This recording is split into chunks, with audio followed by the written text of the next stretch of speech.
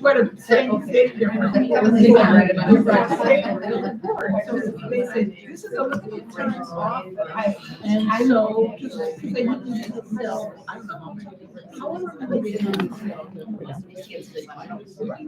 so, we got to do that.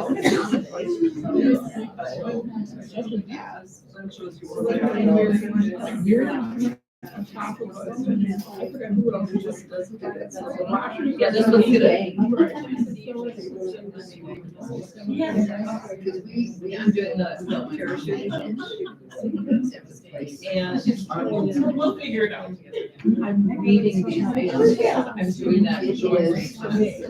Do this tonight. Center. It's right beside. A lot of stuff here. Okay. It used to be something else on this. Yes.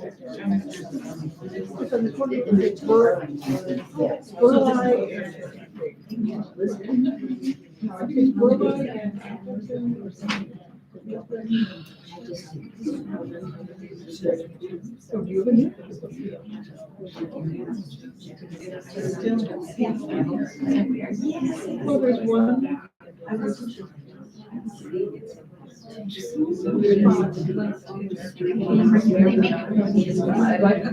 made it really just plug it in and see about it.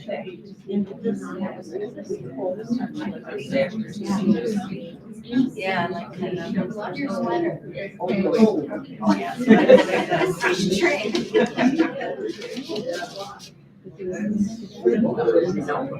The other one. So, yeah. Yeah. Oh, yes.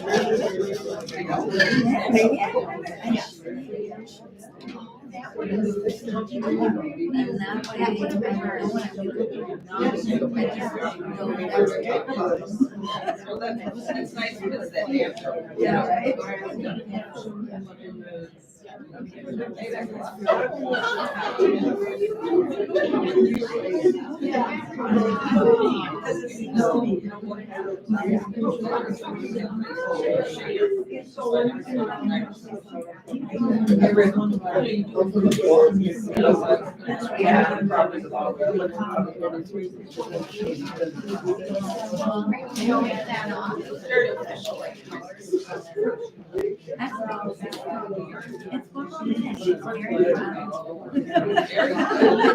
I do watch it on Facebook, but I can't.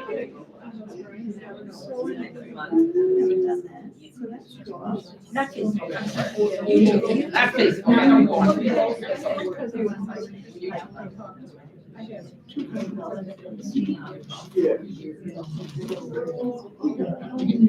And it is officially 6 o'clock, so I'm going to get started.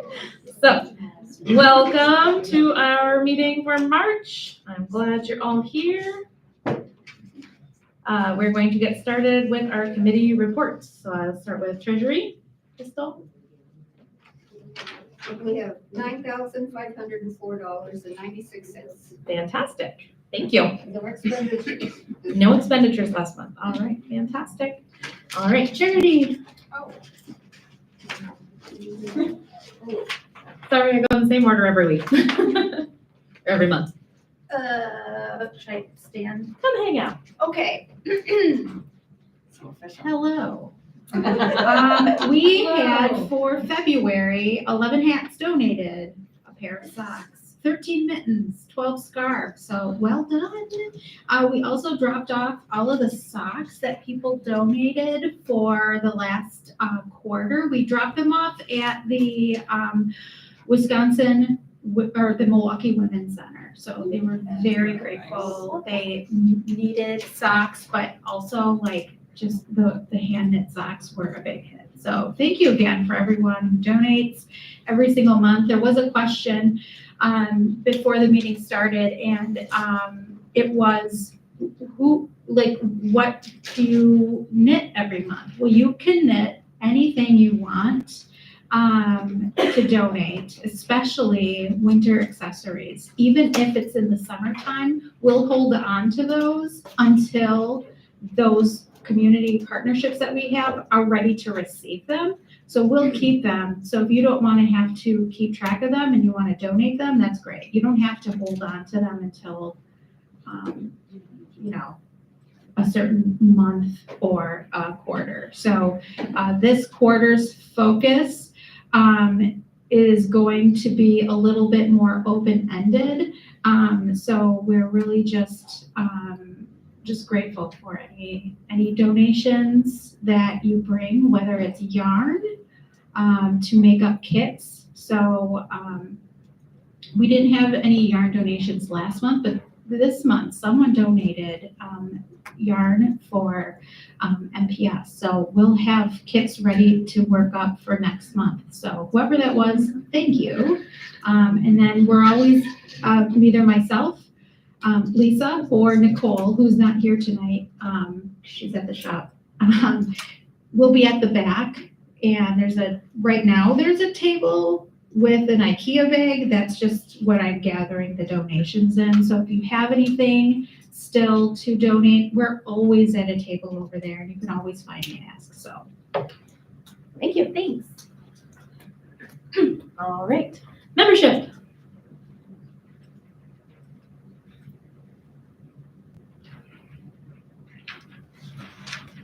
Thank you, Pat. That's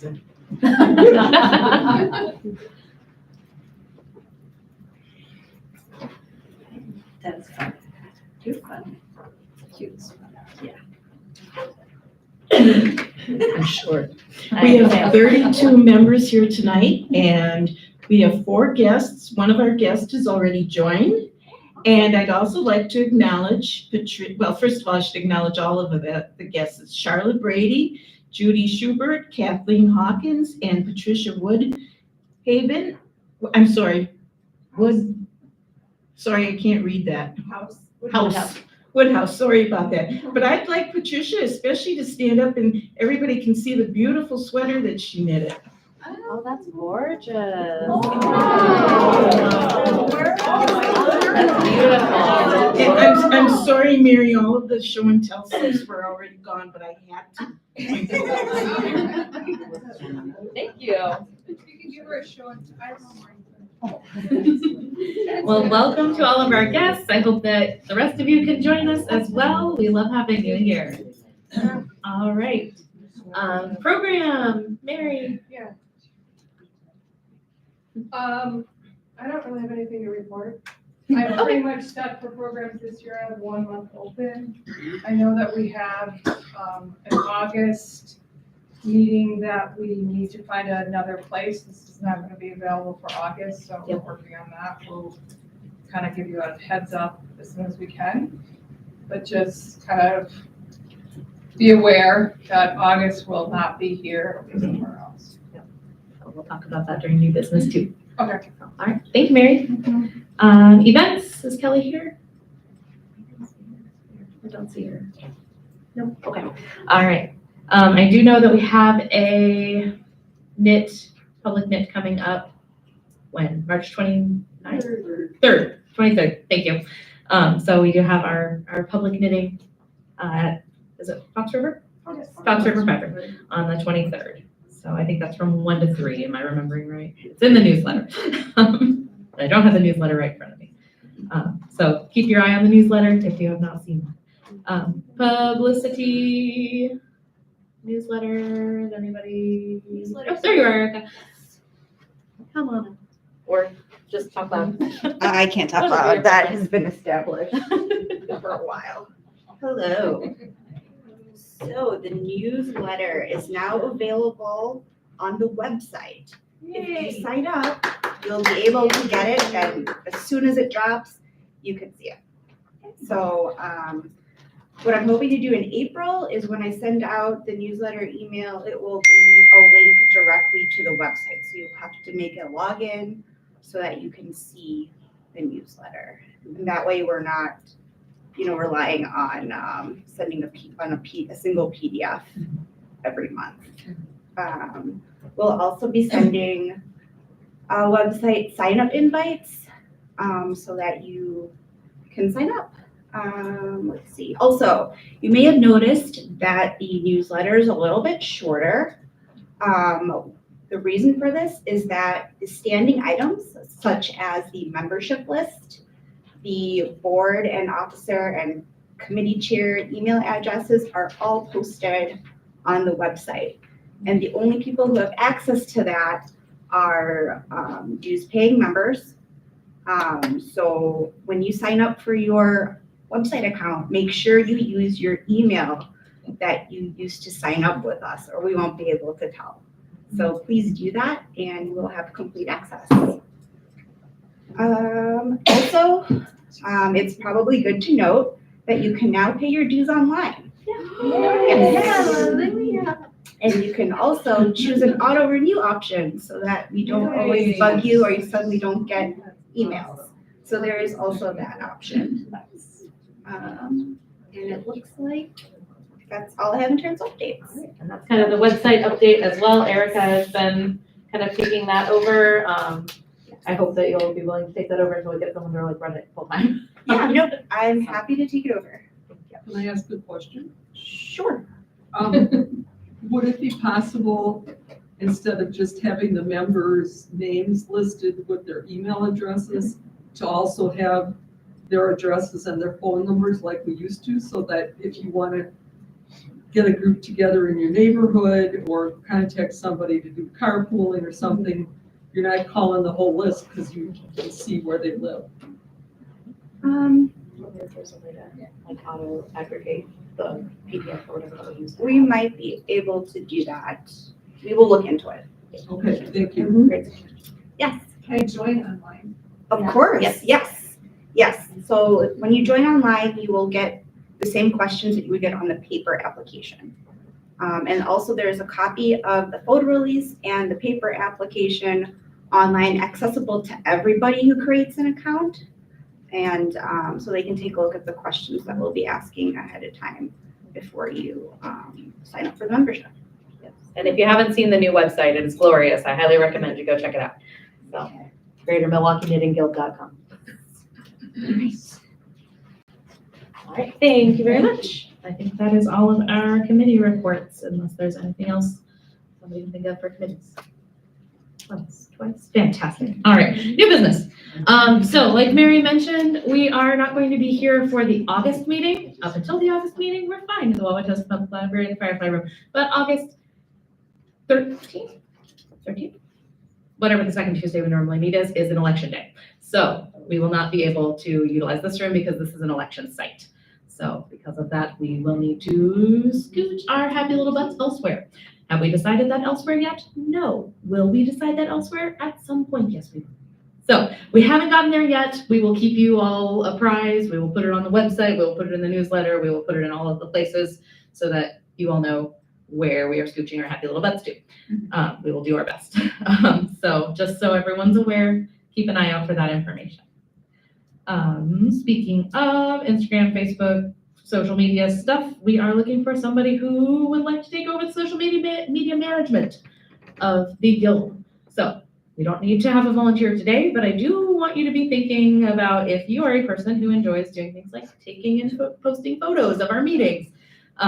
If you would be interested in having our Instagram, our Facebook, that kind of information so that you can sort of put that information into the ether and possibly get some more members to join us. So that would be fantastic. That would also go for like sharing photos to our website as well so people can see what it is we do here and why we all enjoy it so much. So just something to kind of keep in your noodle. One of my new businesses was the website that Erica has taken over it temporarily. I'm hoping someday she will not have to do all of the things. But for now, she's doing a fantastic job. So thank you again, Erica. And something else that we talked about in our board meeting, we had a board meeting several weeks ago, was we discussed possibly having a welcoming committee. So for not just our current members, but for our possible new members, our potential new members, all of our guests, having a group of people who are kind of willing to welcome them, make them feel like they belong here, because sometimes when we get really comfortable with people that we know and love, we only hang out with people we know and love. And sometimes we need to sort of branch out from those people just by knowing / loving them. So we want to kind of focus on that more welcoming, very welcoming atmosphere. And we thought about possibly adding a committee to that. So thoughts? Yeah, I think that's cool. Excellent. As a newer member, I think it's cool. Thank you. All right. So if there's anybody who's interested and has the bubbly golden retriever energy that is needed to make everyone feel warm and welcome, please talk to the board and we would be happy to get that rolling. All right. We have been saying for a while that we have quite a lot of funding in our account, which is wonderful, but we'd like to do something fun with it. So we talked about what are we going to do with that kind of excess in funds. We've obviously been having really good programs and a lot of people coming to teach us and speak with us and do those things for our meetings, but we're talking about something a little extra. Last time at the North Shore Library in Glendale, we talked about a possible bus trip to YarnCon. We talked about this during the last meeting. You might have missed it if you didn't catch it on YouTube or if you weren't there. We don't know I don't know what the results of that were. Kelly has not talked to me. Molly, tell me more. We put out a sign-up sheet and nobody signed up. Bummer. All right. Pat, What are the duties of the volunteers? what are the duties of the volunteers? Which volunteers? If they want to volunteer to work at a workshop or something, what are the duties of the volunteers? I am not understanding. What workshop are you talking? I'm sorry. Can you clarify so I understand If better? we have a workshop Uh-huh. at some point in the future. Oh, yeah. You need volunteers, but what are the duties that the volunteers would be doing? So that would depend entirely on what the workshop would be. And that's something that the folks doing that could figure out. So like they would be sort of in charge along with Kelly and Molly are kind of our events people who are doing those extra fun events. They can get together and sort of disperse those duties depending on what it is. So I can't just stand up here and say, this is X, Y, and Z what you're going to do, because I don't know what the plan would be for a retreat or for a workshop or. But speaking as a person who gets volunteered voluntarily, I like to know what I'm getting into before I volunteer for something. That's understandable. That is understandable. And I absolutely kind of feel the same way. I am also voluntold pretty frequently. That's how I became president. I do understand that. And I wish I had a clearer answer for you. But as a person who's not in charge of events, I don't have a great answer. Molly, do you have any clearer information on that? Maybe I can speak to it a little For bit. Mary, I think thank it you. does depend on the event, but my guess would be as we decide what the event is and what it is, we'd have a list of like, here's where we need help. And then you can say, yes, I can help, and I'm good at this thing that you have on your list, I can help with that. Whether that's, talking to the venue and getting the food that, coordinated, whether it's doing a sign up for people that want to come to the event, that kind of, there's those things that happen, but there should be a list of duties that would need volunteers for, and then you can sign up for them. Okay. And some of it is, if you've never done it before, there would be help to help you do it and you learn a new skill. So we wouldn't just throw you out there. Yeah. Here you go. So maybe I'm a little confused here. You have an event chair. Not yet. You're looking for an event chair that will also manage the volunteers. So you have no events on your calendar. Right. Okay. So, yes. We're looking at bringing Patty Lyons in, but we can't do that unless we have people that help us do it. Mhm. It can't just be the program person and the event people doing all that work. It's a Yes. lot. Yes. So if we're going to do that program, we need people to say, yes, I would help do that. I don't know what the exact duties are yet, but it's helping set up a program. So it's, like I said, getting people to sign up, setting, maybe helping with a website kind of thing to get a message out. Writing that up, letting the website person know what it is. working with the hotel to coordinate what room we need and finding a place for the event to happen at the hotel. Yes. That kind of stuff. So if we want to Is that do clear? something like this, we would need at least 4 people to do an event, like a weekend event or a possible like retreat. We would need at least 4 people to sort of take on some of those duties, to disperse that work from just the chairs, because we're very spread thin right now as a board. A lot of us are doing double duties and we're doing a lot. That would So be helpful. Somebody tell me who Patty Lyons is, 'cause I don't have a problem with doing what needs to be done, but I need to try and understand why it's done. That's a different new business item. Do you want me to bring it into this discussion now, or? Well, yeah, I think that, yeah, it's all kind of tied together, because it's got to, like, what are we doing with our funding and all those extra eventy kind of things. So I think it's all kind of part of Assuming what. you're trying to use some of the money that you put aside, and this is one idea you come up with, is to bring this Patty Lyons. Let me address the whole person. It doesn't have to be questions. I will, okay. Okay. Because if you answer my questions, I can do this and take just a few steps to do it. Yeah, fantastic. Okay.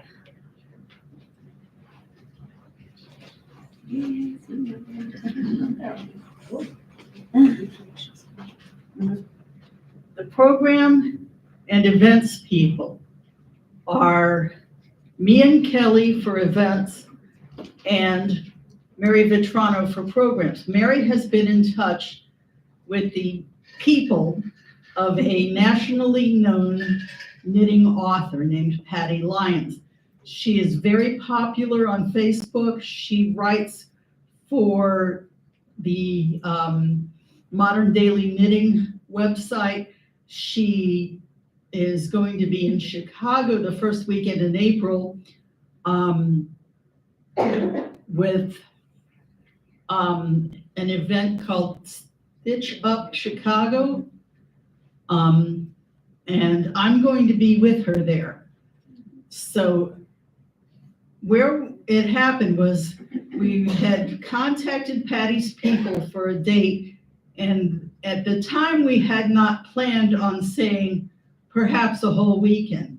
Those of us who have been with the Guild for a while might remember what a wonderful time we had when we brought Ed Budd to town 5 or 6 years ago. I can't recall exactly when. I was not in on the ground floor planning for that event. I was volunteered when the organizer left the state.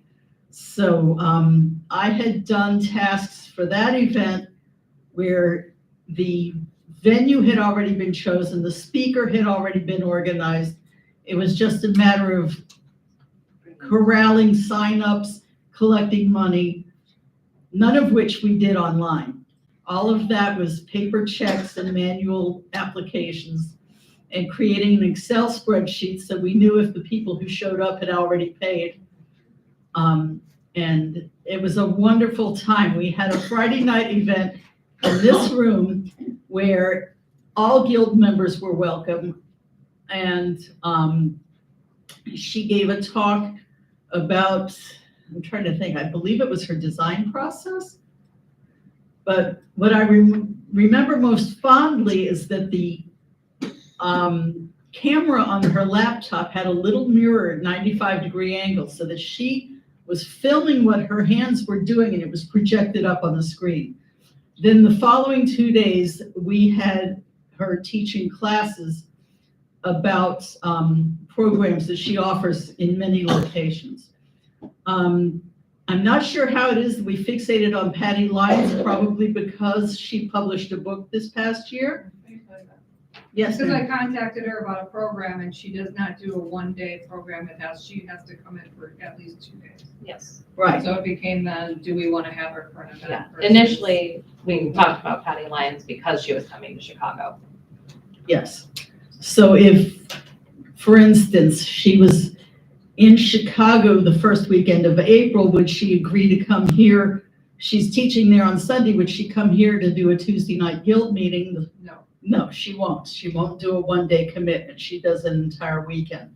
So I'm going to be seeing her in Chicago the first weekend in April, and I'm hoping to speak to her face-to-face, or at least to find out who are her people so that I can talk to them face-to-face, so that if we can see if we can build something where if she comes to Chicago for next year's event, that maybe instead of flying home, she'll come do something here.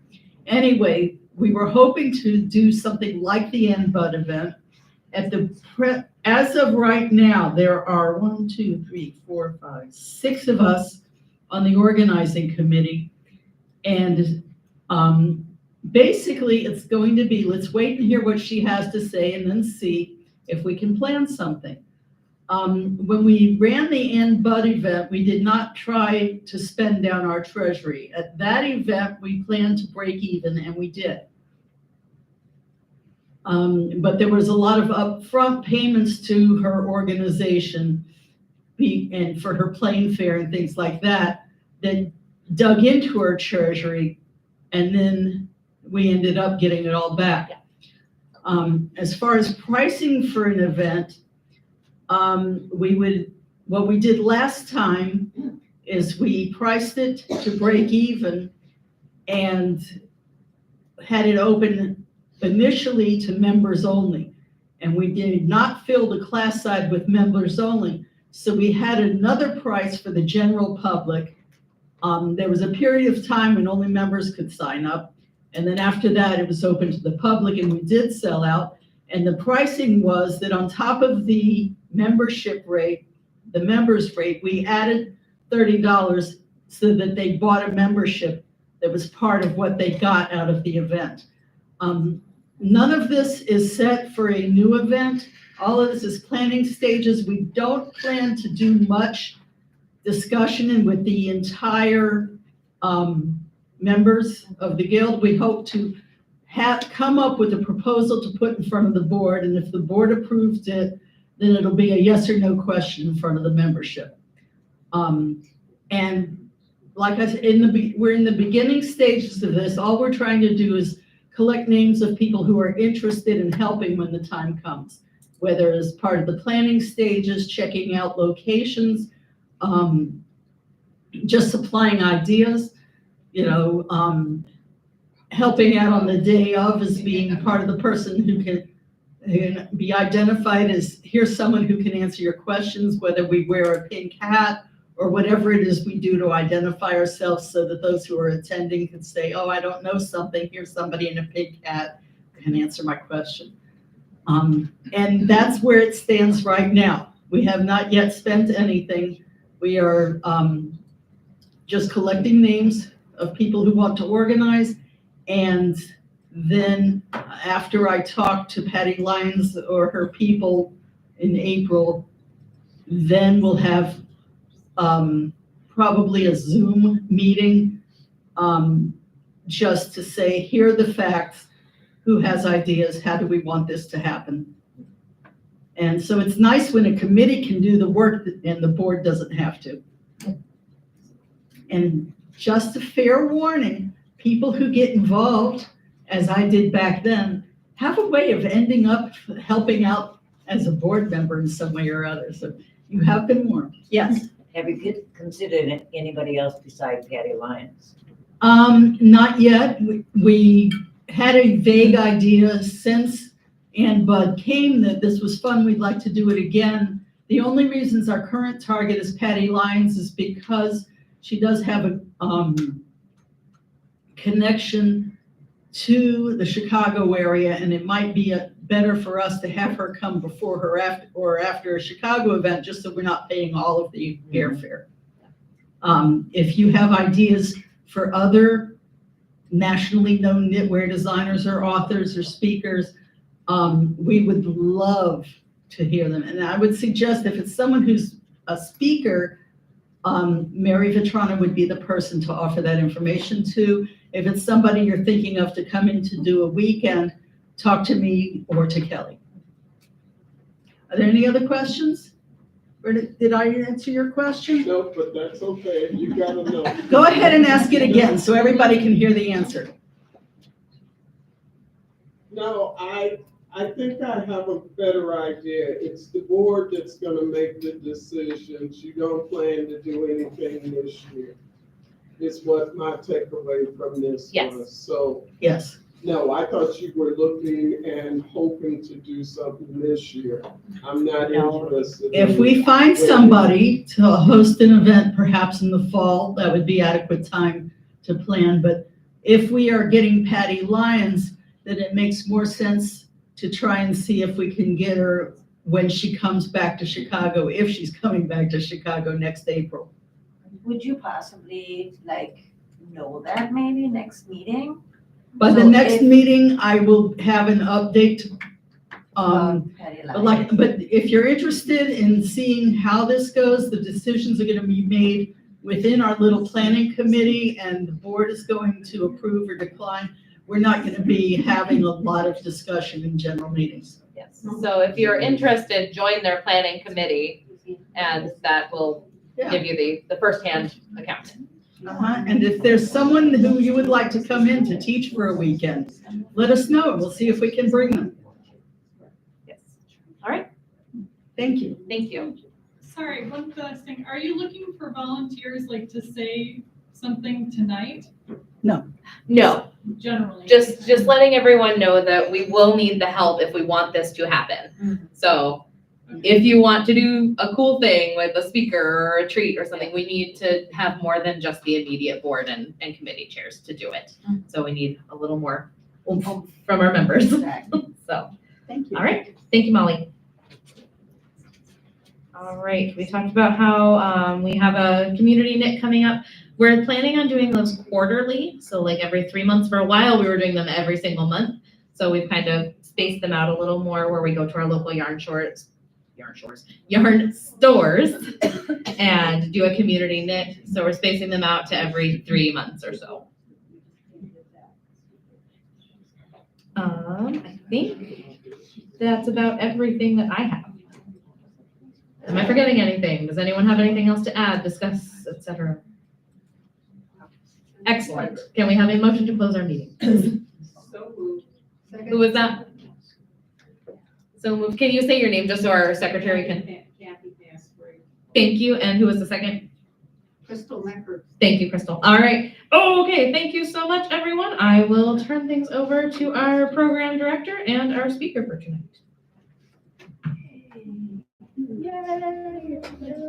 Okay, so we have a bunch of programs tonight. We're gonna start with Lisa. We have some brown bag stuff that we didn't get through last time, because there were some people that were here. What? Microphone, please, we cannot do that. You need to move up front. No. Because you are doing this every time. Yeah, we do actually ask if you're visually or hearing impaired, please move closer to the front so you don't have to Seriously. holler at us. Everybody can hear me. So I'll start over. Lisa is gonna present her program today, but we're good. We have brown bag stuff that we didn't get to last month because there were some people that were unable to make the meeting. And then we have show and tell after that. So it's gonna be a long one, maybe. But let me introduce Lisa. Most of you should know her as the co-chair of our charity. She's a wonderful teacher. I can attest to that because I took my sister to Cream City Yarn. And she was wonderful and taught her a lot of stuff. Lisa started knitting in 2006, and apparently that's all she does now. We asked her what her other hobbies were, and she has none. It's just knitting. I love my grandson. Good. See me if you want to see pictures. Okay, that is true. I've seen them there. I've seen them. So yes, but anyway, as you know, Lisa is open and willing to help anybody. She's got a great program for us tonight on weaving and ends. So I hope you all did your homework. Everybody did their homework? Anybody did their homework? Yeah. Okay. And then friendly reminder to let's turn off our phones so we have no interruptions. And if you have questions, we'll ask them at the end. Oh, no, you know, babe. She's gonna do a great program where you're gonna see it on screen, so we're gonna use our little fun camera. So you should be able to see everything. So Thank you, Lisa. Nice little round of applause.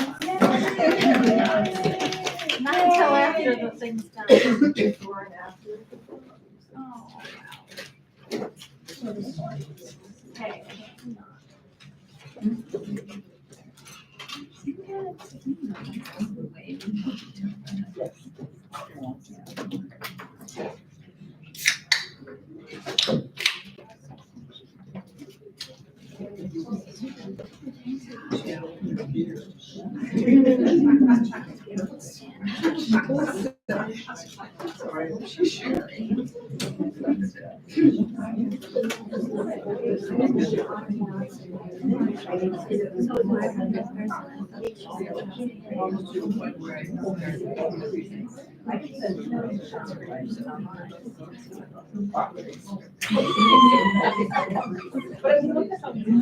Yeah.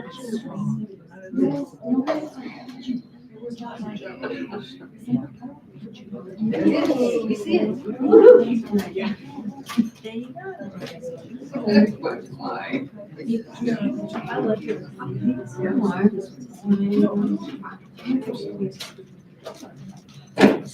All right, I'm gonna try to have my teacher voice on, but I may prop.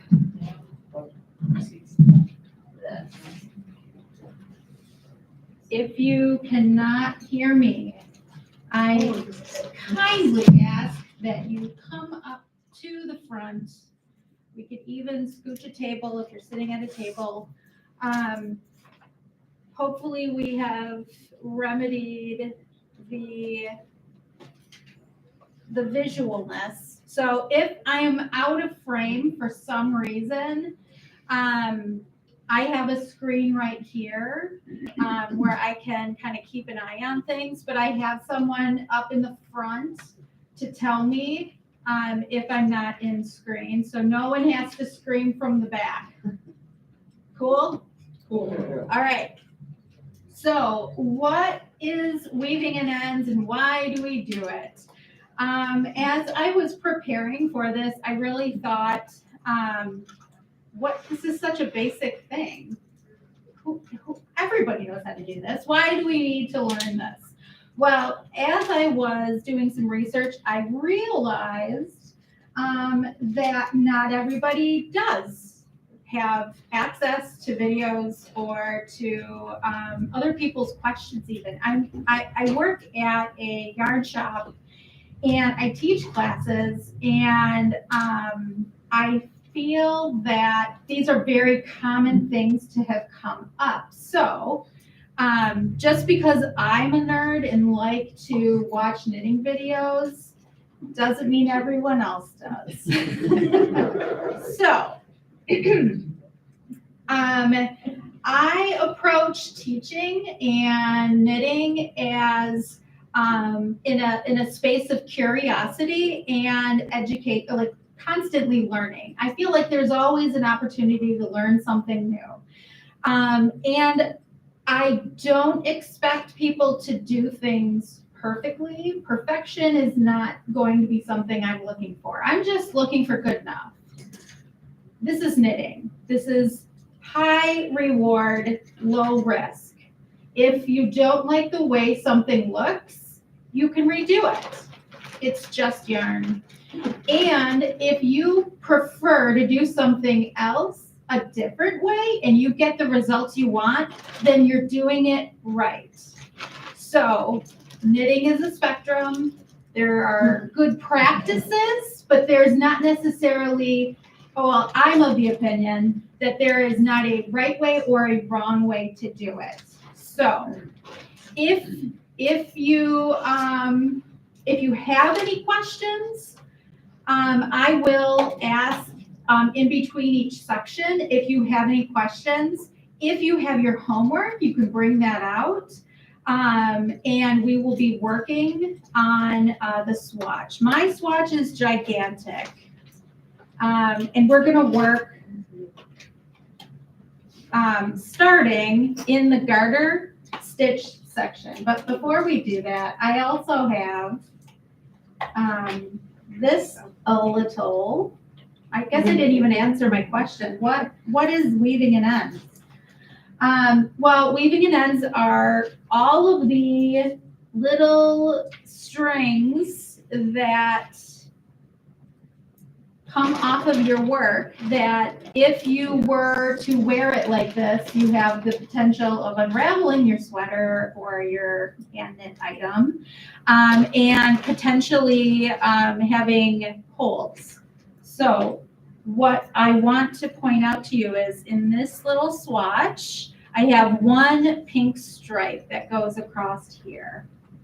So when we are weaving in ends, there's different methods to do this. So we'll talk about a few different methods. Weaving in ends are just putting those ends into the knit, into your knits and into your pearls, into specific places so that it won't unravel. So that's the long and short of it. Another question, why can't I just tie a knot? Please don't. Sometimes you can, but knots come undone. Depending on what you're making, like there are a way to have to avoid knotting things. And then if you clip your knot, it does have a chance.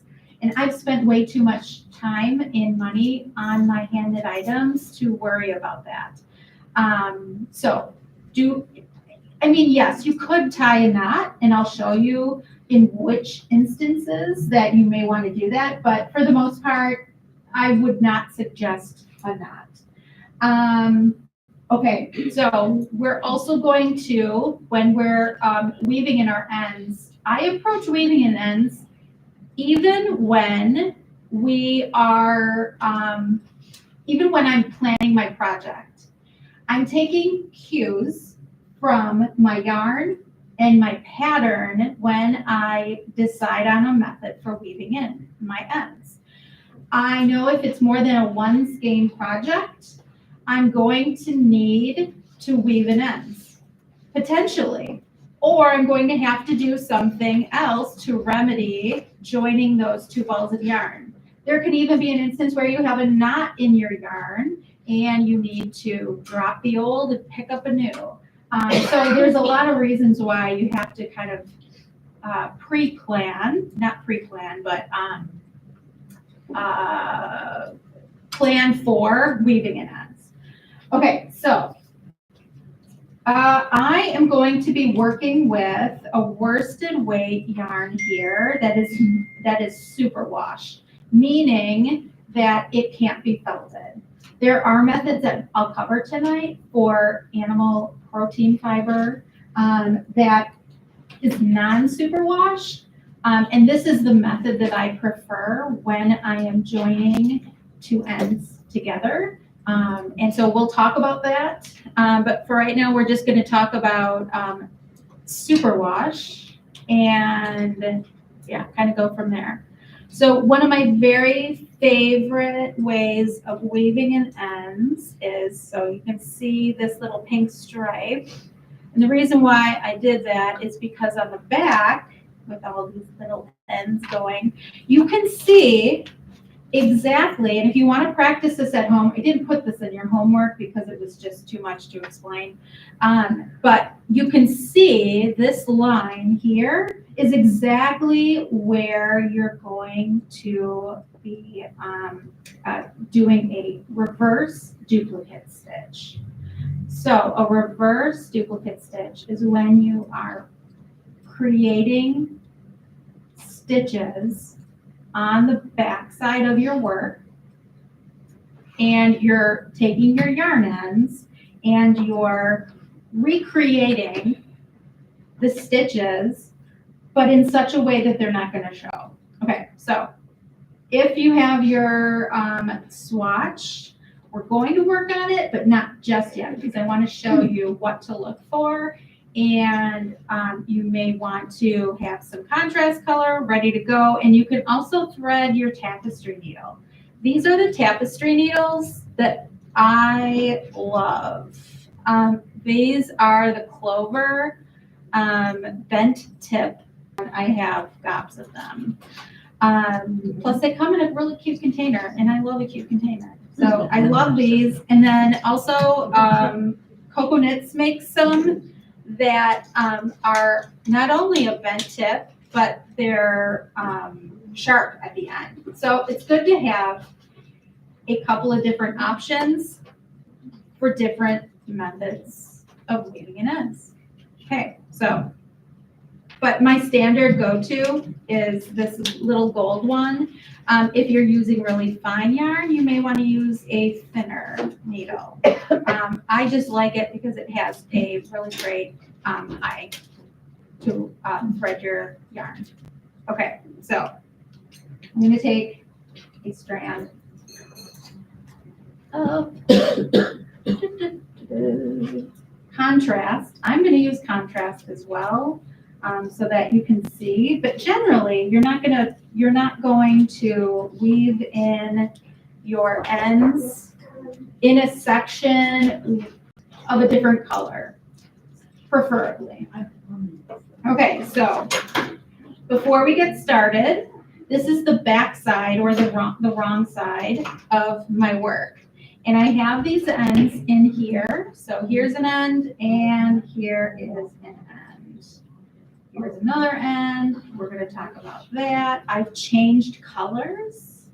Sometimes people ask questions about, well, what do I do about these ends where I'm changing colors, or why do I do it there?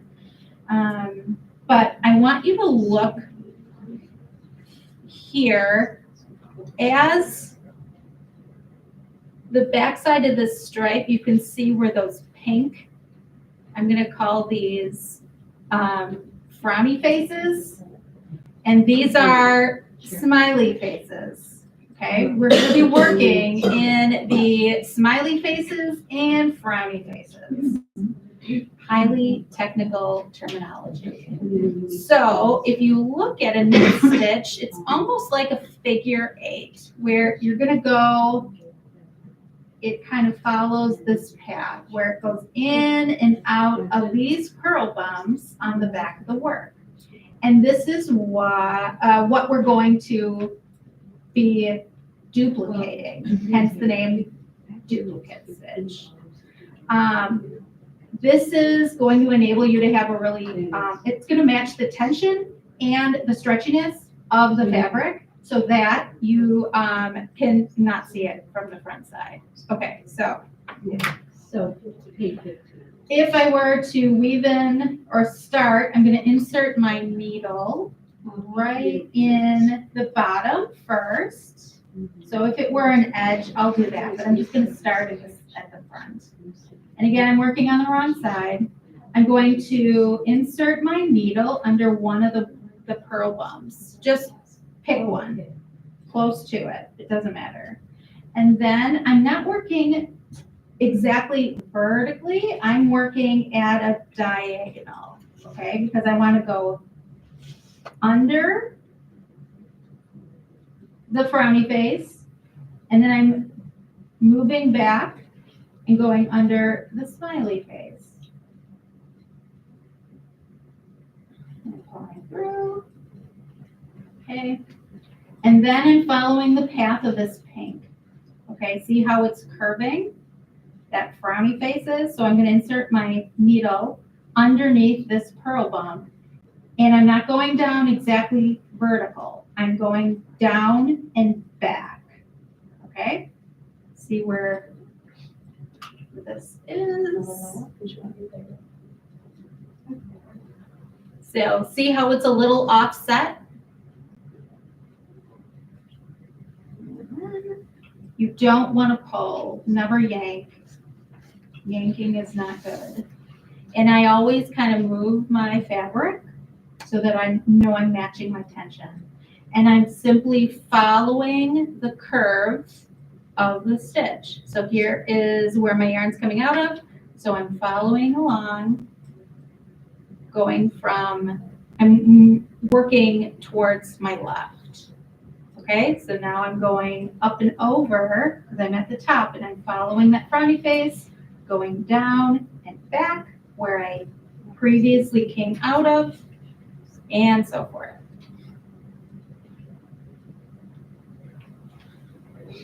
Okay, So let me speed this up just a tad. So I'm always going back just a little bit. Okay, so this is a reverse duplicate stitch. And I'm not pulling it through to the front. It's floating in the back of my stitches. Okay? And then when I flip my work, even though I'm working in the pink, it matches the tension and you won't be able to see it. Okay? It also stretches with the fabric so that because knitting is a fabric that stretches, I want to keep it, I want to maintain my tension and I want to maintain the stretchiness. I don't want to distort anything. So that's that. Okay. So if you want to put contrast yarn in your tapestry needle, we're going to practice that in your swatch, in the garter swatch. So I had you cast on ribbing here, 2x2 ribbing, stockinette, and then garter stitch. So let's just flip this. Okay, so this is the right side. I'm going to flip it to the back, and I'm going to start, let's start with just my tail. I'm working also on this swatch. It's a super bulky. It's a super bulky yarn, and it's a single. There aren't any plies to this, so I can't really split it. Otherwise, I would probably, if you wanted to do this, duplicate stitch can add bulk to the back of your project. So you don't want to add too much bulk, so you can. If your yarn is plied, you can split those plies like you would unwind. And this is a 4-ply. I would split these plies in half and weave them in different directions so that it reduces the amount of bulk on the back side. Okay, so let's say you want to do your ends. Well, I have, first of all, let's undo this top stitch because sometimes we unnecessarily add an extra loop to our last bound off stitch.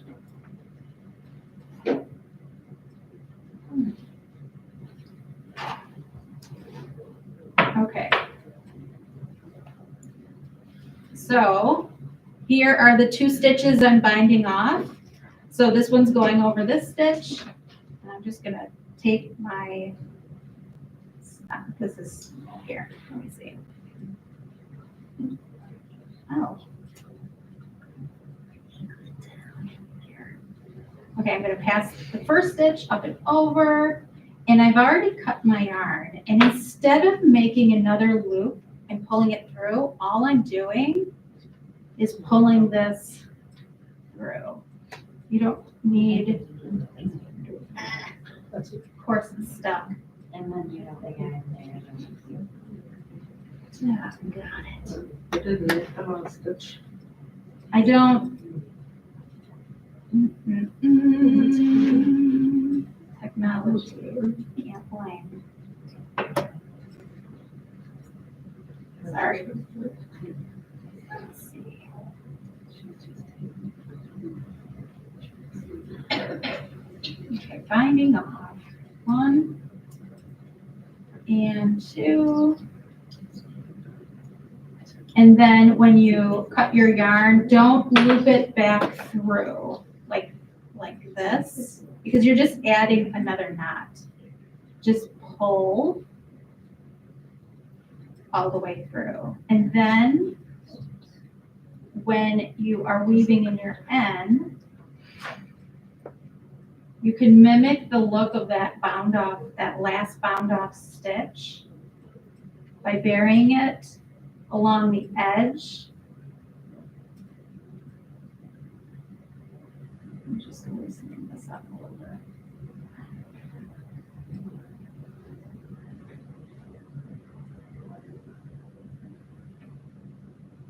Okay. So this is one of the pearl bridges. I'm going to pull this through. Do you see how bulky this is? That can be tough. And I want to mimic the bees that are on the top there. Okay. So when I pull that down, now do you see where the frowny or the smiley face is? I'm gonna go underneath the pearl bump on the back.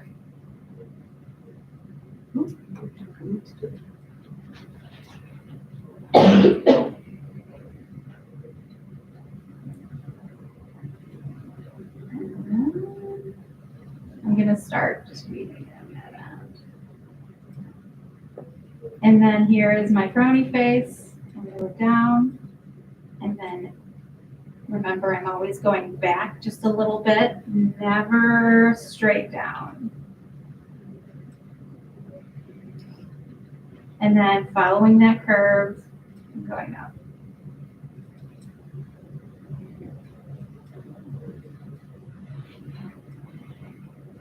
Any questions so far? Doesn't it make the itch too thick? It can. I'm using the super bulky, so I wouldn't, well, it would, but where else would I put it? So I have to consider if I'm seaming something. If I'm seaming something, then I'm gonna bury it in the seam. I'm gonna wrap it around there. But if it does make the edge bulkier, it's really gonna be bulky wherever I put that end. So the key is not to have it show through to the front, and it's pretty good. I don't work with super bulky a lot because it's not my favorite. But I just want to mimic the stitches of where it's going, and I want to maintain that elasticity. You're actually skipping one row there, just go through it, because there's another row of stitches in there. Yep, Yeah. I You don't. have to watch that you're really not pull it tight. Yes, you do. So I always do this with a very light hand.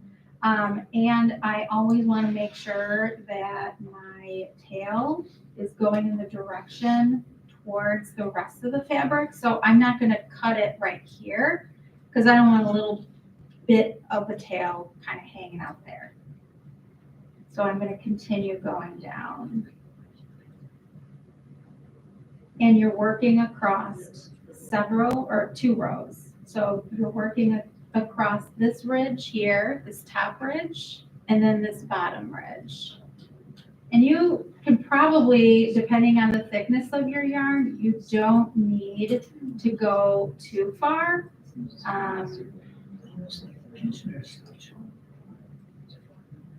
So there's that. And then I'm just gonna end it here. I will block my knitting before I weave in my ends, especially if I'm using superwash, because I know that the properties of superwash can be that it stretches. So I will block my superwash items and then I'll weave in my ends because I want to have it be the true tension, if that makes sense. Okay? All right, then I just trim that tail. Everything should be good. All right. Okay, so that's one way, duplicate stitch in garter.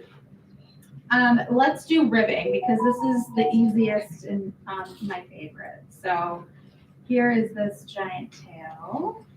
So when you have ribbing, I'm not going to do duplicate stitch. The easiest way is to work it within the knit stitches, not the one that's directly in the selvage, because I don't want to have that bulky edge. I'm going to go over just a tad. So here is where let's see if I can find it. where I ended.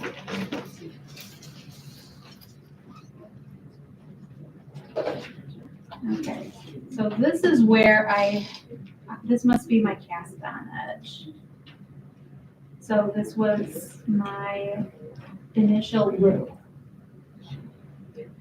Sometimes I'll even take out my slip knot if I use one, just so I don't have that extra loop. Okay, so this is where my yarn is coming from. It's already on the back. So I'm going to weave it in on the right leg of this knit. Okay, so I'm avoiding selvage where all these purl bumps are. So I'm going to pass it under that first leg of the cast on. Here. Okay. And then I'm going to wind it around. Sometimes I have to check. Okay. So I'm going from the right side and spinning it all the way up that right leg of the knit. That's why you have the curve. Yeah, the bent needle really helps with this.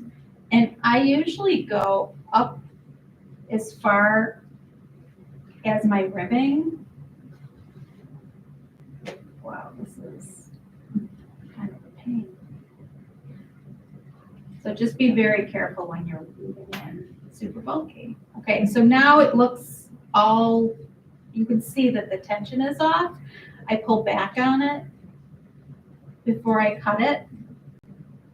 Because again, I want to make sure that I'm matching the tension. Okay, so there's my tail, and I've woven it in all through there. And then this is what it would look like on the front. You can kind of see if I'm pushing that through, but you should be able to see it because it looks just like the other stitches on the other side. And now I can go ahead and trim this. Okay. I usually leave it sticking out just a tad so it doesn't pop through the front. Okay. Yay! Okay. We're excited. Any questions so far? I know this is riveting. Riveting. That's right, we were silent, we're all, we're all focused. We can't rewind you like YouTube, so we have I to really. suppose. It's on YouTube, it's on YouTube. Oh, it'll be on YouTube. Is it? Rewatch it anytime. Oh, I can redo the video too. Okay, so let's go back to, I'm gonna show you what happens when, let me go back to my notes here. Anybody have any questions so far? When it's a slipper yarn, do you make a U-turn and go back a little? Yeah, I actually do a different method than duplicate stitch because I want it to be a little bit more secured. So that's when I use, like, I don't know if it actually has a name, but I go at a diagonal and I split the plies so that it stays in place a little bit better. So we covered ribbing, we covered that. Okay, so let me show you what that would look like. I want to decide what's more important when I'm weaving in my ends. So if I'm using a slippery yarn and I want it to stay in place, I may not do duplicate stitch. So in order to do that, I'm going, or this is also for intarsia. If you've ever done your yarn tails are going to be all over the place. So I will use this method for intarsia so it all kind of stays within the color block too, because I don't want to weave my one color and in a different color block, because then you have a better chance of seeing it through the front. So I'm just going to work directly from my pink tail that I had finished here. Now, normally, yeah, I'll just cut it, who cares?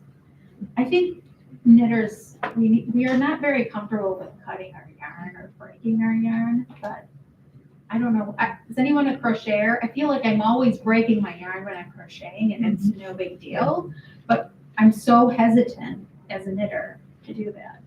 I don't know why. Just gonna put that out there. Okay, so this is what I do if I have, especially if I have something like this. See, this is a hole. So I have two ends. Maybe there was a knot in my yarn, and I'm using a superwash, so I couldn't wet felt it. So this is one method of doing this. So I'm going to cross my yarns so that they're going in opposite directions. You're going to want to look and see where your yarn is coming from, because you don't want to accidentally unravel the work, which I have done. So if you have a project where you are seaming and picking up stitches for a neckline or at the underarm, I don't weave in my ends until after I've picked up all my stitches and I know that it's set, because if for some reason you've woven in your ends and then you go to pick up all your edge stitches or at your underarm, you have to pull it out, there could be a chance that you accidentally undo your ends, and I've actually undid a cast on edge because I was just pulling along thinking I'm ripping things out, but it ended up being okay because I could bury it in the seaming or where I was picking up stitches. So it's fine, you wouldn't know it, but man, was that a nightmare to fix. So don't be me. Okay, so here we go. Bonus points for anyone laughing at my jokes. So I see you. A little bit obvious. Okay, so I'm gonna weave or thread my tail into my needle. And when I have a hole like this where one ball ends and a new ball starts, I'm gonna cross my yarn. So you can see where this figure 8 would connect. I'm gonna go in this direction and this tail is gonna go in the other direction. And by doing that, I'm gonna close that hole.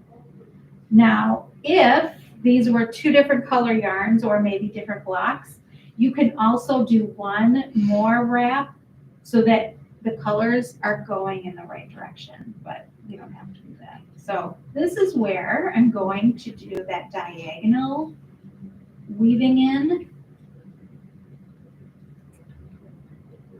And let's see here. Okay. I'm gonna get real close.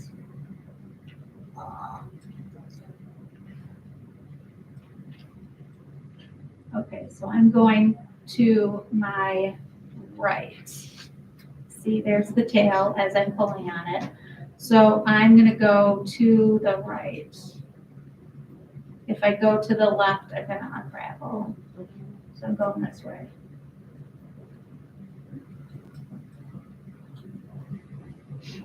Okay, and I'm gonna find just a purl bump in close proximity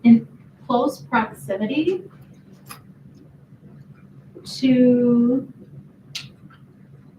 that hole. Okay, let's do this one. So here's a purl bump. I'm gonna go down. Man, I need a manicure. Okay, and when I come out here, I'm going to find, see where this smiley face is? Okay, I'm gonna go on, follow the course of that smiley face up to the next purl bump, which just happens to be directly next to it. And I'm gonna go through that, and I'm not going straight up, I'm going up and then back here. So here and here.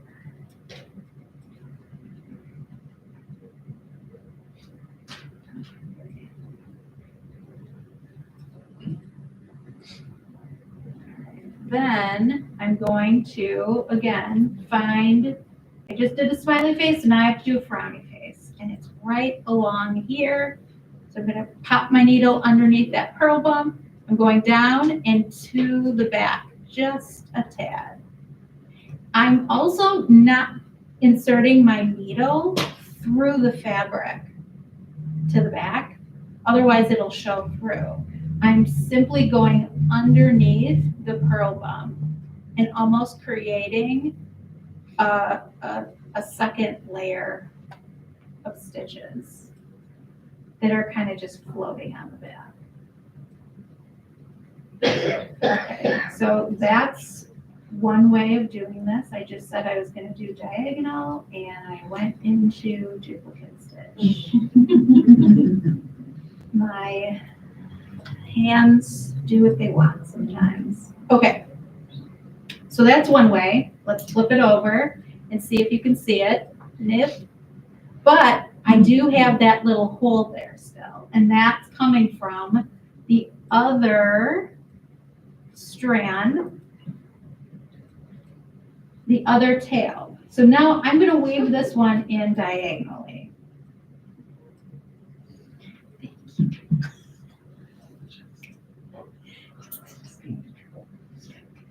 And by pulling it to the left, I'm actually closing that hole. So now it's closed. Okay, so. Oh, for this one, I'm also changing out my needle because I want the one that has the sharp one. Because I'm going to be splitting the flies.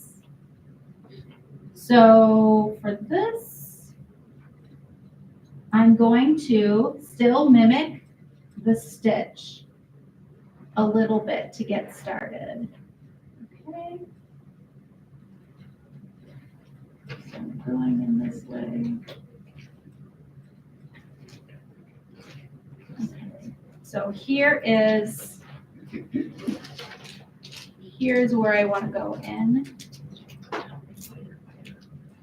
And I'm going to go kind of like I did for that ribbing. I'm going to go diagonally and pierce through a few of those flies.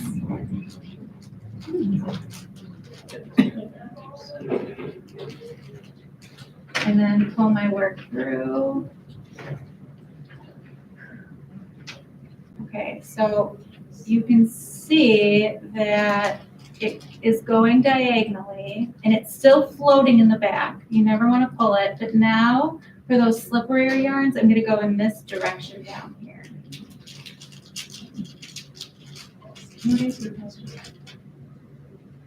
Sure. Are you showing us two different techniques how to close a hole, or is this the way you should always close a hole, like duplicate on one side and? No, I just showed you two different methods because I forgot that I said Okay. I was going to do Just it checking. diagonally. No, you're correct. I would, if I'm going to do it one way, I'm going to do it the same on both sides. Okay. If I had yarn that was just, that created a hole for some reason. Yeah. So I'm just going to, oh, this camera.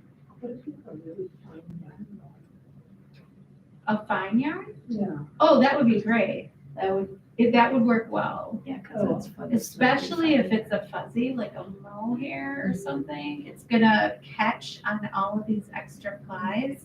The disadvantage of this method though, is that you're not necessarily, if you're working with super bulky yarn, you're not maintaining the elasticity because you're going in two different directions against the knit stitches.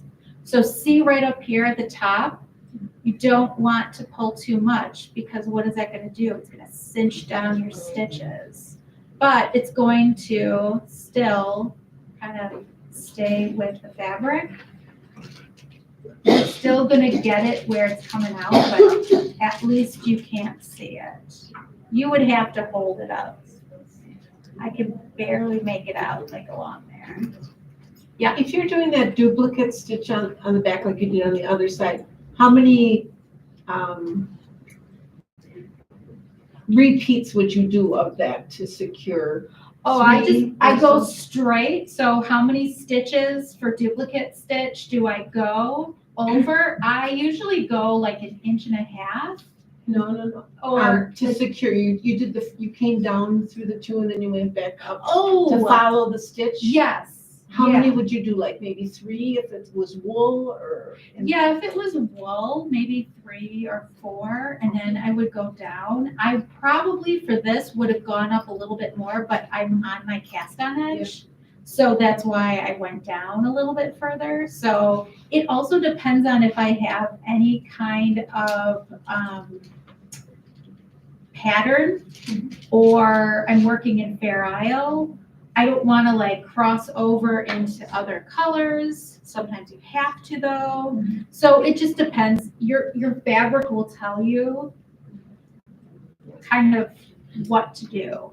If you're looking at, like if you're working into cables or you're working into lace, like you're not going to plunge it through a yarn over. You're going to work within those decreases or increases so that you maintain the stitch pattern. And then with your level of experience, would you always kind of anticipate and look and say, what's the best way I could hide it on, even on the wrong side of the fabric? Is that your goal? Always. Okay. Yeah, I consider the yarn that I'm using. So I also consider how lazy I am. You have to. And I have to, if I'm using non-superwash, I know I'm going to have to use one of these methods. If it's wait, did I say that wrong? Yes. If it's, thank you. If it's non-superwash, I always use like a felted join, unless I'm being lazy and I don't want to get up and get water. And That's why it's called fit lazy. I can't do that. I can't do it. It's, Yeah, it's enough of an animal. I know. I don't care about They the already wool. have spit on it. I didn't want my spit. That's what was grossing me out. It's not the wool. Yeah, you don't want to do it when other people are around, but Yes. you block it, Yeah. and you do it, it's Yes, fine. then you can. I That's no remember doing problem. it at school, all the Yeah. time, I said, I'll spit on it. And the Yes. kids, I'm not gonna do that. Yeah. They know we're not gonna do it, we want to buy the sick condition. Thank you. Yes, that is exactly it. And if I am comfy in the corner of the couch and I don't want to get up, then I will do this method when I'm being, I wouldn't say lazy, but I don't want to have to get up and do a felted joint, or I'm using a superwash yarn and I can't felt them together. Okay, so I'm going to knit a few stitches and I'm going to show you what I do normally when I need to change color, and I'm using the same color. So I will cut this and I'm going to join the same color. So I'll show it on both English and continental, but I knit, I'm a thrower. So I hold the yarn in my right hand, so I'll reverse it. So right now I have a tail and I need to join the new yarn. And if I need to do that, I'm going to make a fresh loop on my new tail. And I'm going to wrap or pick through my old yarn, and then I'm going to put this loop on my needle as well. And then I'm going to make sure I'm working a strand of the new yarn and I have a hold of the old tail. And I do that just by pulling on it a little. So I'm pulling and I'm working with 2 strands of yarn. I'm working with the old and with the new. Okay, so I'm going to go for like 4 or 5 stitches, depending on the bulkiness. And I'm gonna watch my tension because I want it to match the rest. Okay, so.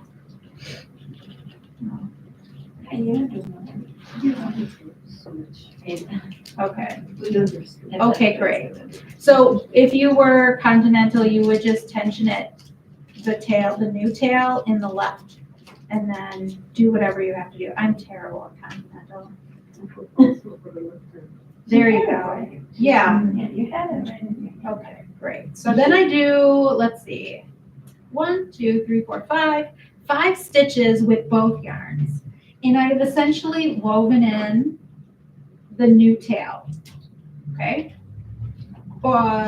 Wait a second. The old tail, yes. That's the new one too. I haven't, nope, that one's still here. So the old tail is here.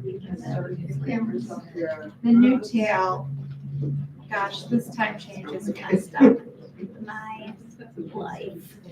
Okay, so I'm going to drop the old and I'm going to continue knitting. And when I come back to it, I'm going to work them as if they were one. And it doesn't show. It doesn't show. If you are using the same color. If you're using different colors, then you have a different situation. with a bulky yarn? What was that? Doesn't show even with a bulky yarn? I probably would go 4 or 5. I'd go maybe like 1 or 2, maybe, but then again, I need to know my yarn. If I'm using a bulky, or especially a super bulky, I am definitely not doing 2 stitches at once. My hope is always that that it doesn't show through and it doesn't leave a lump. So I don't want that either. So I kind of have to make that decision based on the yarn I'm using. Okay.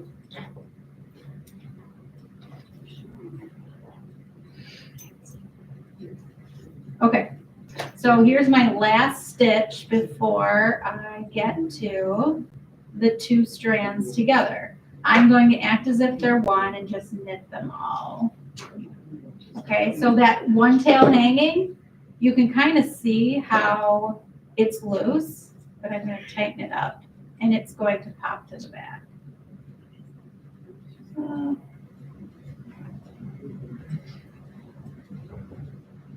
If you use a little bit more tension on these double strands, it will help with your tensioning or it looking the same. Okay, so here it is from the front. You can kind of see it. It's going to, but it's a lot easier because now I can clip this one. I still have to weave in this old one. That's another thing to do. So let's say there is a method. Oh, sometimes too, you have to know how you're joining your yarn so that you know how to weave in your end. So there is a method called weave and Steven. So where you're joining a new color, you can join as you, or you can weave it in as you go. There's the weave and Steven, which is fine. But then I came across another method that I really like. And if you're familiar with knitting two-handed Fair Isle, it's basically like catching your floats. So it's super easy and it also weaves it in and it doesn't leave as much bulk. Stephen West's method, that's the weave and Steven. Stephen West's method, you do both ends at the same time. So if you're using a fingering weight, it's no big deal. It still leaves a little bit of a ridge. But this other method, her name was or is Nicole Frost from Yarn Lab. And she has just a tutorial video on YouTube that I caught.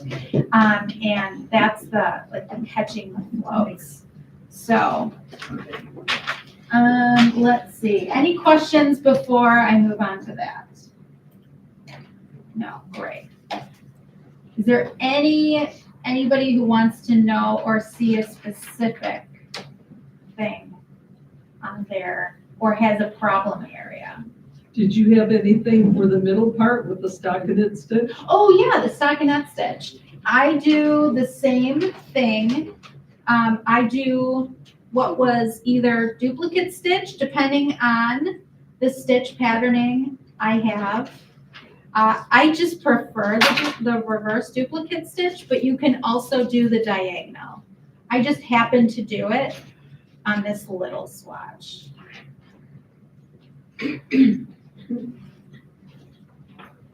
So if you wanted to, you can weave in, if this was the inside, if you were doing like a reverse stockinette as your main fabric, the outside public facing fabric, I would then weave my ends in on the stockinette side. And then you would do the same thing, the duplicate stitch that way. You want me to show you that one? Sure. Okay. This is also, I'm going to use a thinner yarn so you can see it. This is also great for just doing duplicate stitch or Swiss darning. Yeah. Okay, so if you're making Christmas stockings and you want to embroider somebody's name on it, like I have to do still. So you go under the strands. Let's see. No, I wonder, let's see. I haven't done this in a while. You come up Through the hole. I just want to see something for a second. So this is what I mean by just experimenting. I'm like, Again, I'm pretty lazy. I call that good. So I did it the way that I would do ribbing and see if that works. Or what did somebody say? You come up from the hole? from the back to the front. From the back, from the front, yeah. No, but this is the back. No, that is the back. That is the back. Once you do it, when the reverse wrapping is put the right side. And you have to leave them on the, what's usually the right side is the stitch. I can never remember this one. This is one I Google.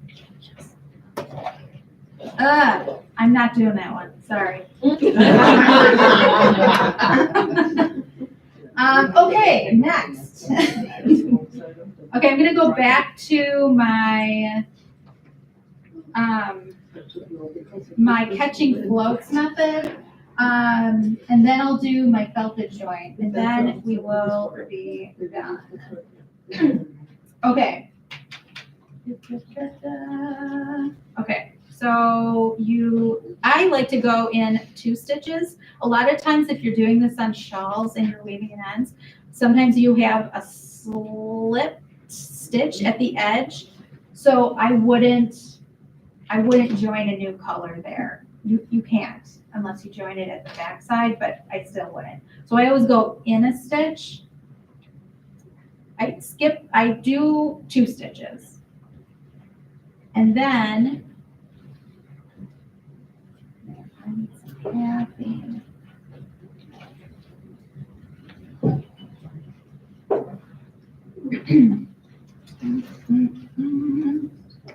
There we go.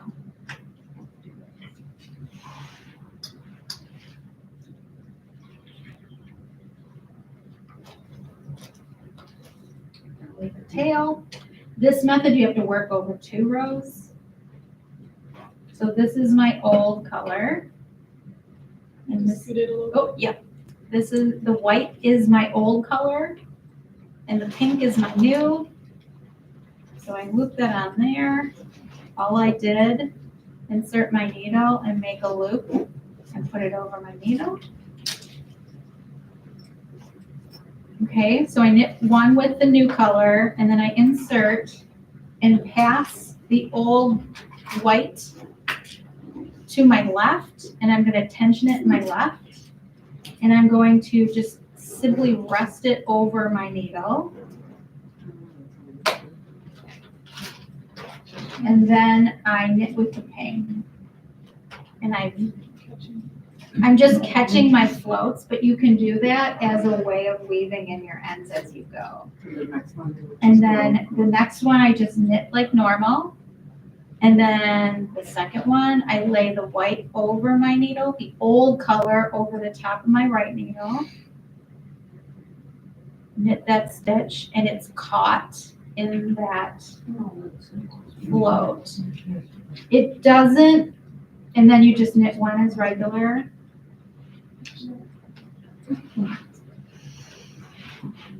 This is the one you said was similar to the Stephen weave-in, right? Yes. Can you show the difference between the Yep. two? Mhm. Thanks. So when I come back around to the next row, I'm just going like, you can see how it's woven in. And then I can clip my tail and I don't need to use it anymore. Okay, so that's the one end. So now if I'm going along and I want to do the first tail, my pink tail, the one that I joined in for that new color, I have to do it on the next row on the other side. So you have to pay attention or you have to weave it in the other way. So let me curl back. But if you're knitting around, it would just be the same. Yes, yeah, if you're knitting in the round.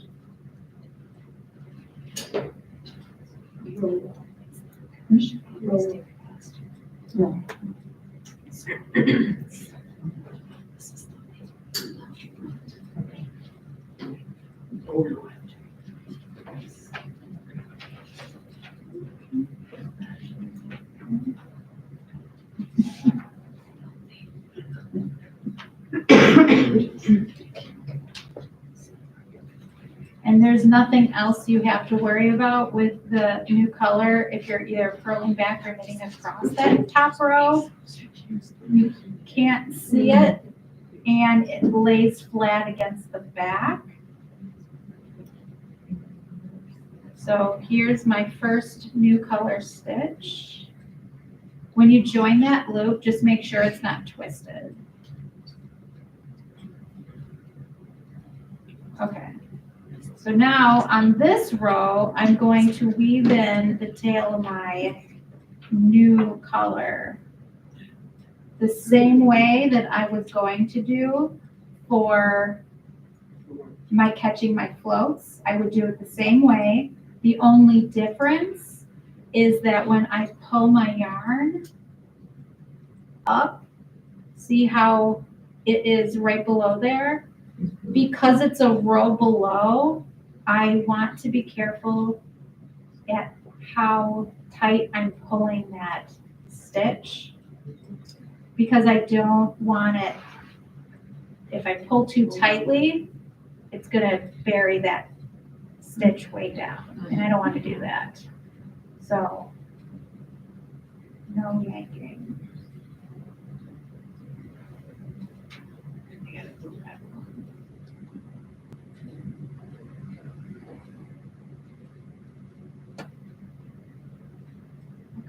And then you simply lay the old or the tail color across your right needle on the top.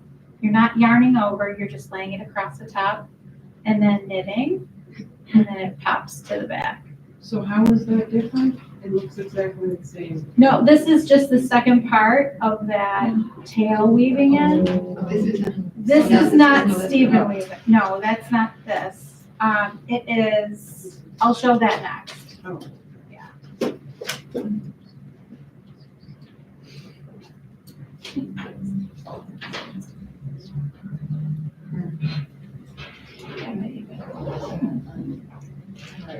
Second row.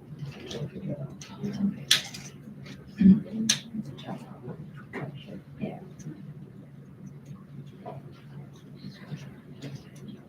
That's nice. Okay. So I'm going to join my new color, which is white, and we're gonna pretend this pink one is my old tail, so the Stephen Weaven, whatever that one is. I've got to improvise because I cut my yarn. Dang!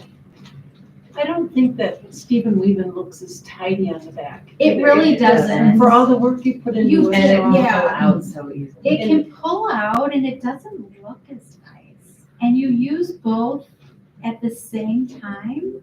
And so it's really thick there. Okay, so here's my new one. And you use the tail that you just used. And you're crossing it over, but you're also adding in the tail. Use your imaginations. Of the red one. Of the old red one. one, the old one, and the new tail. So you have three. You have 3 strands, and that's the one I don't like. It's too much. Both. It's basically the same as the first, but you use both. You both, yeah, and you're crossing. Oh, you do one at a time. Yeah. Yeah, you're crossing and then knitting. Wait, I'm using white. Hold on, I got it. You just cross the yarn off the needle. Right.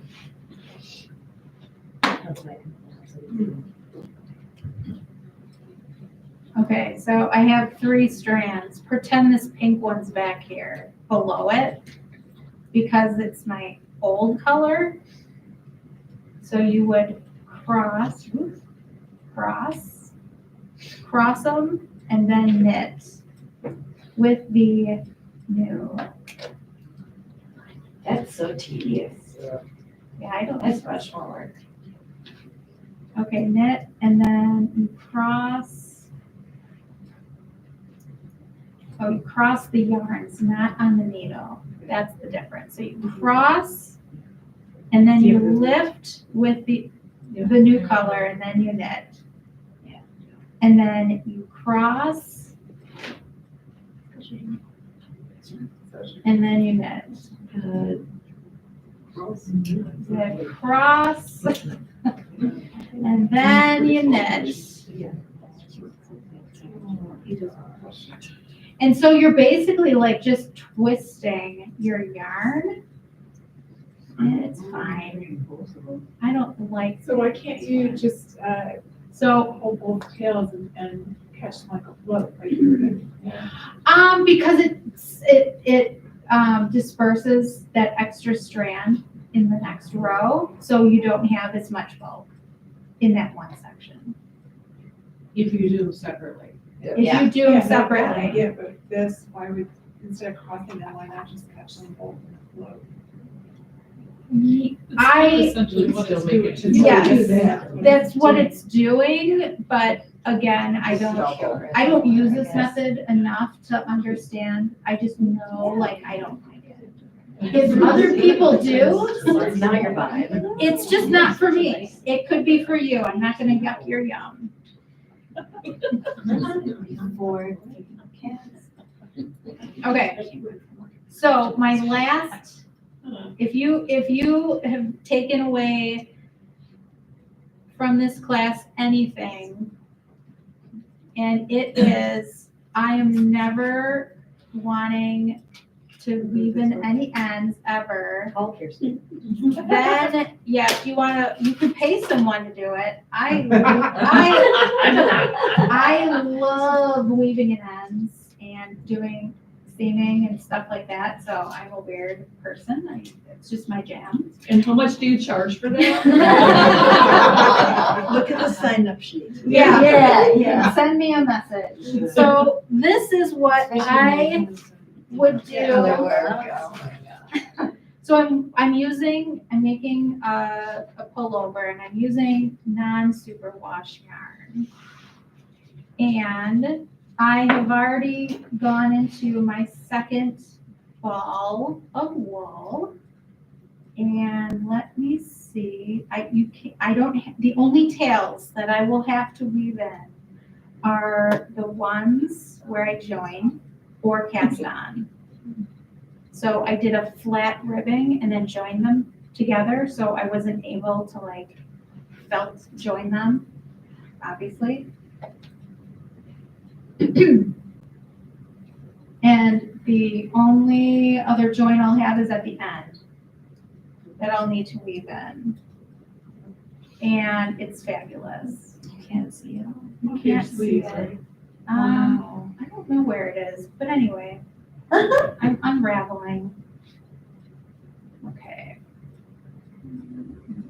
Get down, Lucy. Oh, I won't. I'm halfway. Okay. So let's say I'm getting close to the end and I want to join a new ball, or let's say you encounter a knot. I don't want to knit with that knot. I will break my yarn and do the felted join. If you want to be very fancy, you can get a felting pad and a felting needle and avoid moisture altogether. That's the long, tedious method.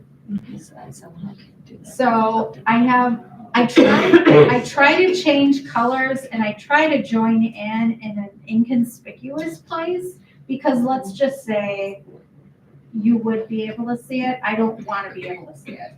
So I have some water and I have my yarn, and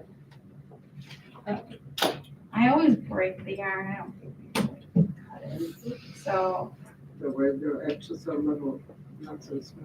yeah. And then okay. So I take away one of the plies also, because I want to make it less bulky. So this is a 3-ply, so I'm going to bust off one, like for a couple of inches, and then I retwist it up. Okay, then I set that aside, and then I untwist the other end that I'm going to join. And if it's a 4-ply, I do 2 and 2. Since this is a 3-ply, sorry, I gotta do this up close to my eyeballs. I'm just taking off one because I don't want to like make my yarn unstable. And then I'm going to take both of these ends and I dip it in water, and I dip it in water. And wool is naturally water repellent, so you've got to kind of squeeze it, wring it out, dip it some more, and really get it in there. And then I'm going to, there's 2 different ways that you can do this. You can either lay the 2 strands just over the top and overlap. See, you can kind of see where I broke off. I try to go over that a little bit, and then make sure it goes over the other side too. Right there, you can kind of see it. So you can do just one on top of the other. You can also, for greater stability, you can link them together so that they stay together really well. But I just do this because I know it's gonna stay. And then it's 2 ends that are wet, and I'm taking my palms. You could also do this on your jeans, and I'm just rubbing them. On camera. So I'm rubbing like this, and then moving up a little bit. See here, I'm gonna rub. And this is felting the yarn. Non-stabby felting. What was that? Non-stabby felting. Non-stabby Yeah, felting, 'cause I always yeah. bleed all over my yarn, just do it to you. So I still have to do this.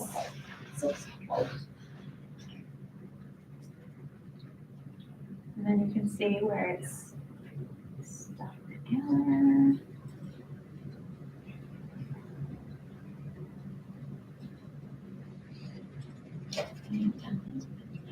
And then I try to get rid of, see how there's like a, sorry, dramatic. See how this is like, you can see two strands? I don't want that.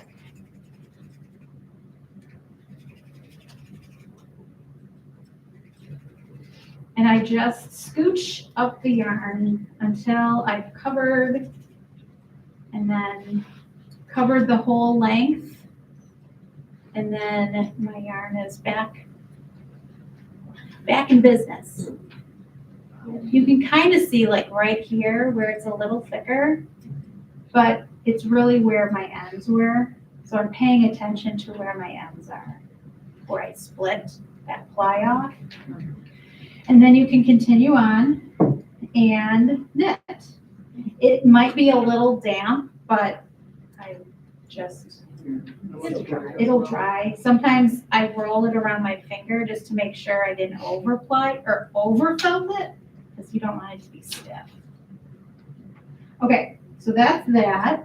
Any questions about that? No, that was great. Okay, and then the last thing I'm gonna show you is when you are knitting in the round and you're binding off and you come to your last bound off stitch, there is, sorry. Okay. So here is your first bound off stitch right there, okay? But here are your two stitches, and you'll notice they don't line up because you're working in a cylinder or a spiral rather than a flat circle. So I'm gonna bind off that last stitch. And before I cut my yarn and pull my yarn through, I'm gonna bind off one more. I'm going to insert my needle under the two legs of that very first stitch I bound off. And I'm gonna knit once more. Okay, bring up a loop. And then I'm gonna bind off the stitch over that one. And it will join it together. Now there is a little bit of a hole, but I'm gonna leave in my ends. So it's not gonna matter. And I don't make a loop. So you can see that there's one little loop here. But I'm going to bring my yarn up and it's going to go down into that back loop.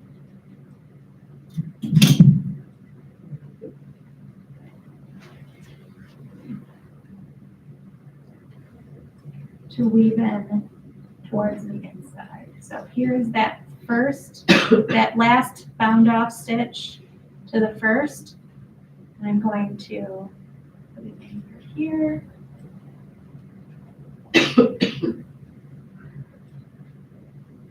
And then I'm going to fix it. I don't like the way that looks. I'll undo it and go into the next one.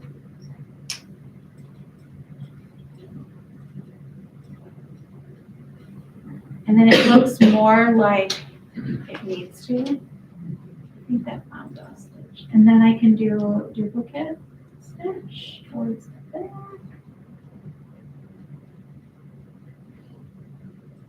Where I'm gonna find those purl bumps and then go kind of diagonal and weave in my yarn. Okay? Easy peasy. practice on swatches. If you really want to learn how to do something before you practice it on your actual that you want to knit. All right, any questions? No. It's a riveting subject. It is. Yeah, we have lulled you Very informative. into a slumber. Very informative. Thank you. That's it.